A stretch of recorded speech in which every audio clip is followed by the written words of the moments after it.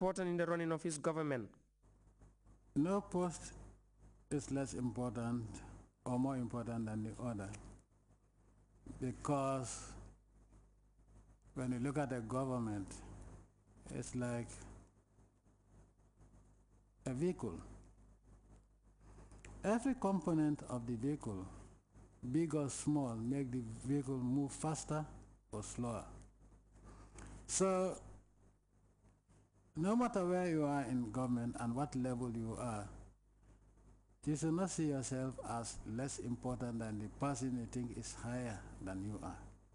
Because maybe the smallest part of an engine can also prevent it from moving or functioning satisfactorily and to the benefit of the society. The Ministers of Basic and Secondary Education and Petroleum, Fatou Lamin Faye and Teneng Bajete, also spoke at the program. They dwelt on the challenges of the new positions and the trust reposed on each of the officials in meeting targets. Abdul Jai, GRTS. A preparatory workshop ahead of the inception of the $8.9 million Gambia Government UNDP Global Environment Fund project on enhancing resilience of vulnerable coastal areas to climate change today attracted a good number of participants. The project will seek to reduce the Gambia's vulnerability to sea level rise and associated impacts of climate change by improving coastal defenses and enhancing adaptive capacities of coastal communities. Mama J has more. Gambia, being one of the signatories of the United Nations Convention on Climate Change, is eligible to benefit from the opportunities provided to implement its provisions. Following a request by the government of the Gambia in 2010 for the UNDP to support in the development of a project concept, the country is today preparing an 18-month grant project in enhancing resilience of vulnerable coastal areas of the Somalian coast in order to adapt to climate change. Studies have shown that more than half of the Gambia's population live in less than 100 kilometers away from the coastal zone, and yet this part of the country remains the most vulnerable to the effects of climate change and its viability. In Africa, climate change has a profound and irreversible impact on the continent's economic, social, and environmental system. Climate-related disasters on the continent, such as drought, floods, and erratic rainfalls, continue to threaten human health, infrastructure, agricultural production, and food security. The focal person for the United Nations Framework Convention on Climate Change, Pa Osman Jaju, underscored the importance of the project. He said the UNDP has contracted international and local consultants to produce a final document. It is gratifying to note that small as the Gambia may be, this current project is the biggest LDCF project among the 48 countries. All the projects that are being implemented so far are all below 5 million. The executive director of the National Environment Agency, who is also the focal person for the Global Environment Facility, Mamadou Sarr, said the NEA, as the implementing agency, is committed to the successful implementation of the project. The JEF project that is being developed through this PPG process is very welcome indeed. Increasing resilience of coastal areas and community to climate change is accorded very high priority in all recent government policies. In the latest Gambia Environmental Action Plan, GEP, which is the blueprint for all intervention in the cross-cutting environment sector, addressing vulnerability of coastal areas is regarded as one of the most important priority actions to be taken. UNDP Deputy Resident Representative in the Gambia described the project as timely, as it will go a long way in further promoting climate-resilient development and complement ongoing efforts of concerned stakeholders in contributing to the attainment of the MDGs and the page. UNDP is aware of the fact that the Gambia's coastal area is highly productive ecosystem of significant marine biodiversity, which underpins significant portion of livelihood opportunities of coastal communities.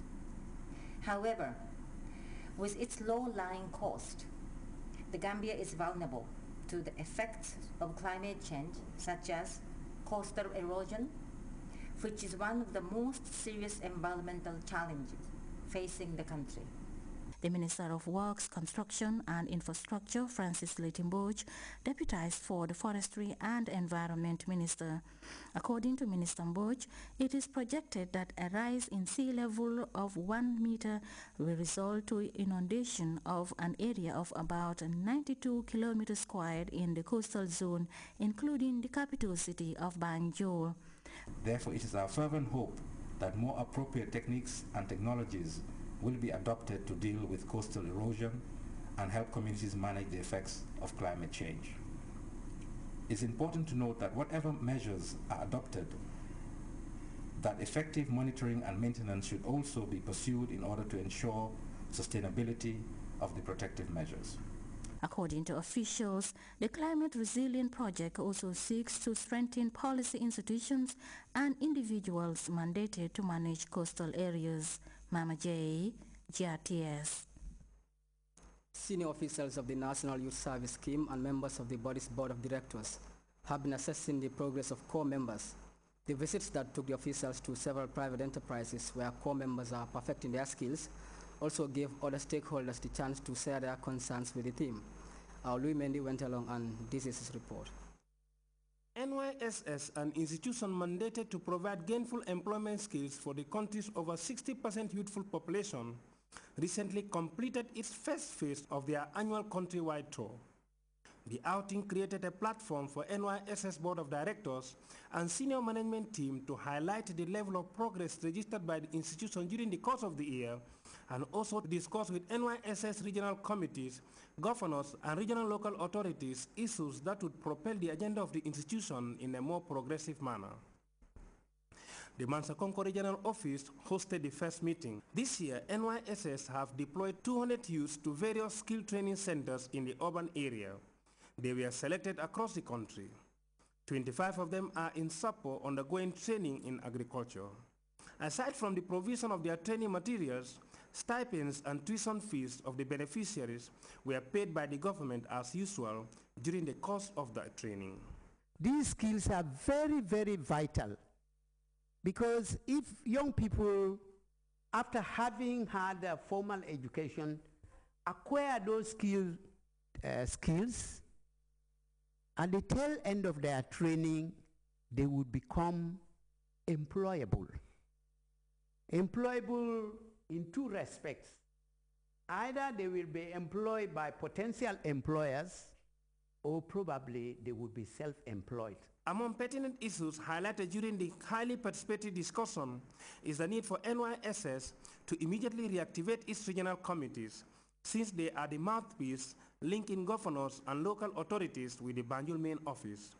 Another pertinent issue emphasized during meetings by the NYSS Board of Directors was that all area councils should endeavor to pay their 10% counterpart contributions to NYSS. The two issues are paramount for the realization of the NYSS objective. But the most important of all is to reactivate the regional committees of the NYSS, because the regional committees have a very important role to play. They almost represent the NYSS department here, institution here, as well as the board of directors. That is why most people have talked about sensitization. Also in CRR and NBR, regional authorities and governors emphasize the need for NYSS to go on media sensitization. This, they believe, would avail the general public the opportunity to know what NYSS is doing. Let our partnership not stop of council giving the contribution, and that is going to be the end of everything. We will expect that in the near future, wherever some of these students are, particularly if they are citizens of North Bank, for us to be written to know their location as well, to also monitor and see that. I believe we're going to forge a healthy partnership in that.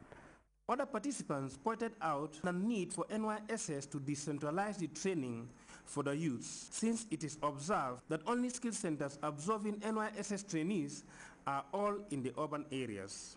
Others weigh in on subjects such as the need for NYSS to revisit their program selection criteria